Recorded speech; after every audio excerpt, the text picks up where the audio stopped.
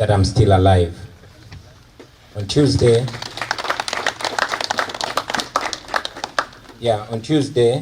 together with some comrades, we set off from here to go visit our lawyer, George Musisi, for a private function, just about 4 or 5 kilometers from here.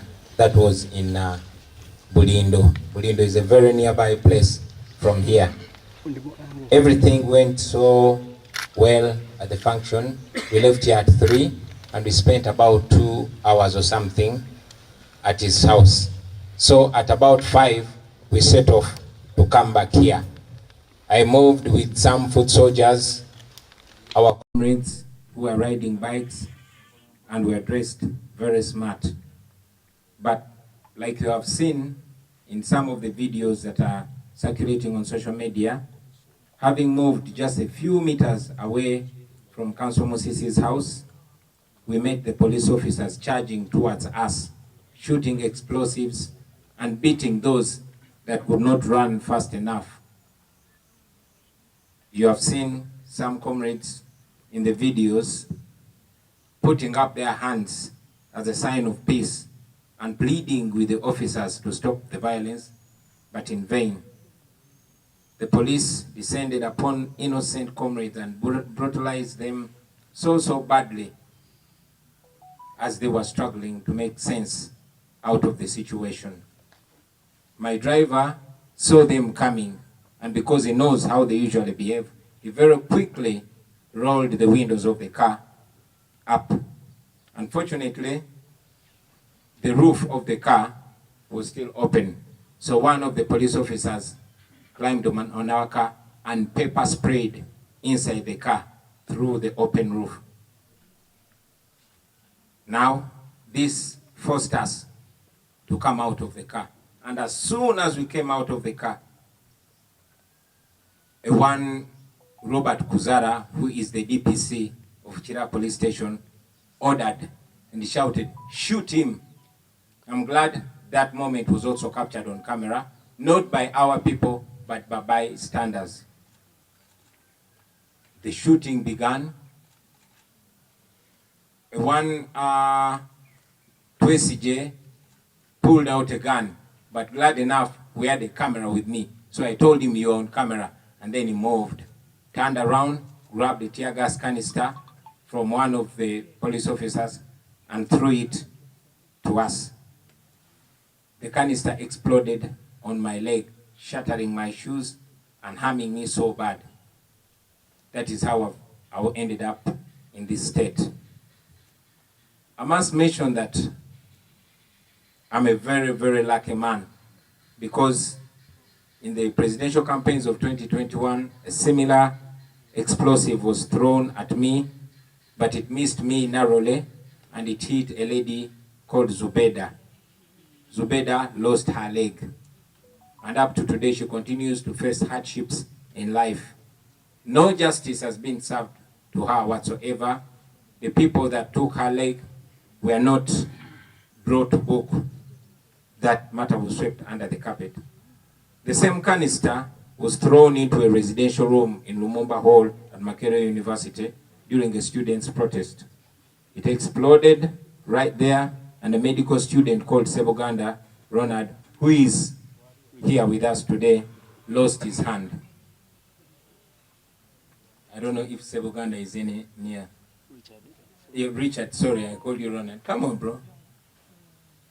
So the same canister smashed Comrade Richard Seboganda's hand, and maybe he can show you what happened to his hand. That is what happened to Seboganda's hand. With the same tear gas canister, he died.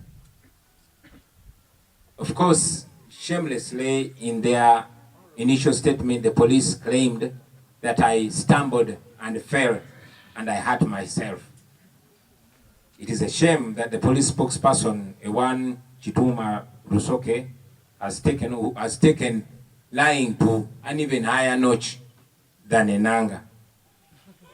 They trained them to lie in broad daylight without shame, and then after a while they issued a second statement where they tried to change the narrative because many videos came out and exposed their lies. At this point, ladies and gentlemen, allow me to salute the citizens who recorded all these events as they unfolded. I want to thank them very, very much. For a long time, we were asking people to use their cameras. We've been telling them that their cameras are their weapons, and they listen to us. Otherwise, without them, we wouldn't be able to substantiate the truth. They would have maintained their lie that I stumbled and fell. As a matter of fact, maybe they would have blamed us for something else, but everything was captured on camera. Ladies and gentlemen, you remember when Museveni's minister one time, but when citizens record these things and put them out there, then we have at least a certain degree of safety. You recall all after the murder of Comrade Rita Nabokenya in front of police surveillance cameras, Enanga, who was the police spokesperson at that time, came out and said, oh, those cameras were faulty at that particular time when Rita was killed. The same way they did, same thing they did after the murder of Dan Cheune, after the murder of Bobi Wine, they said the cameras were not working.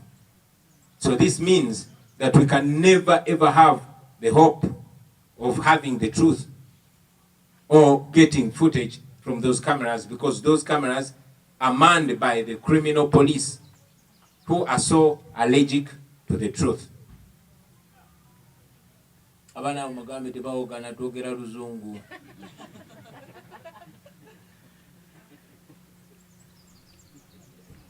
So, Mr. Chituma, the spokesperson of the police, I saw him displaying videos of police surveillance cameras from a different place. He even brought videos of our activities back in the day.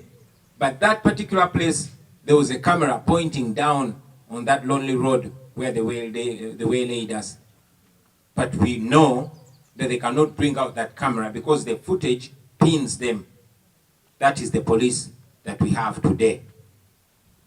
Away from that, ladies and gentlemen, I will say that many, many times the attention tends to be focused on me, but there are so many people that got hurt in the Tuesday scenario. For instance, many comrades who were attacked and brutalized are still nursing wounds up to today. Nobody is considering them, and there's no focus on them. You've seen videos of police officers who we pay to protect us, but they were beating, boxing, and kicking them with their boots, totally unprovoked.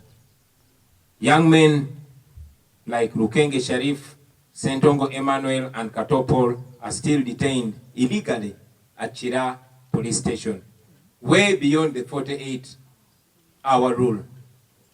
So that shows you the kind of police that we have. Ladies and gentlemen, allow me to put the Tuesday attack in context, especially for the benefit of those who think that we are exaggerating these circumstances.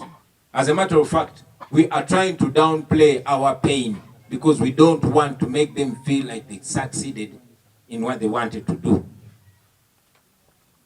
Exactly 1 month ago, ladies and gentlemen, the head of our security, Comrade a.k.a. Chivumbi, was abducted near his home. He was tortured so bad in the military detention and then finally charged in a military court.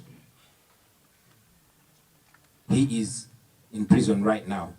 No crime whatsoever. Comrade Achireo is being represented by our lawyer, George Musisi. So that is one of the reasons why myself, together with all those foot soldiers that have been bailed out of court by Council Musisi, we decided to carry a chicken and a bunch of bananas to go and thank him officially and appreciate him for his work. I told you he is representing the head of our security, Comrade a.k.a. Chivumbi, who is in prison, joining a long list of both known